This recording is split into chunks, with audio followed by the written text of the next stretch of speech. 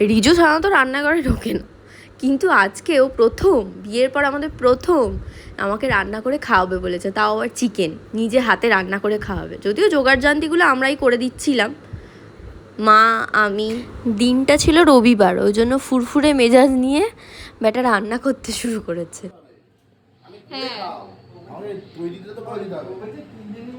ঠিক আছে, ব্যাপারটা হচ্ছে এত গরম হচ্ছে, আমি আজ বুঝতে পারছি আমার রান্নাঘরে কি গরম হয়।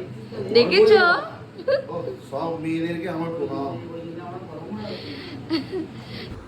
পুরো রান্নাটা কিন্তু একা হাতেই করেছে, আর খুব মন দিয়ে রান্না করছিল। আসলে প্রথমবার রান্নাঘরে ঢুকে রান্না করছে তো, তাও আর বউয়ের জন্য, ওই জন্য খুব মন দিয়ে রান্না করছিল। বেচারা কিন্তু খুব ঘেমে গেছে রান্না করতে করতে, কিন্তু তাও হাল ছাড়ছে না, রান্না করে যাচ্ছে। তো রান্নাটা কেমন হয়েছে সেটাও কিন্তু তোমাদের সাথে শেয়ার করব। আর তুমি রোজ করে খাচ্ছ, আমি একদিন খাওয়াবো না? ও কেমন করেছি রিনি, কেমন লাগছে এটা দেখতে মাংসটা? এবার একটু টেস্ট করে বলো কেমন লাগছে, বলো বলো একটু টেস্ট করে।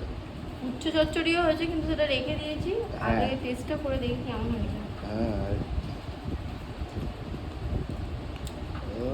দারুণ হয়েছে। একটু চিকেনটা খেয়ে বলো। চিকেন খেয়েছি, খেয়েছো? কেমন? ফাটাফাটি হয়েছে, সত্যি তো? দারুণ হয়েছে। মা বলো কেমন হয়েছে? খুব সুন্দর হচ্ছে। হ্যাঁ ঠিক আছে, ওকে। দুটোই ভালো হয়েছে।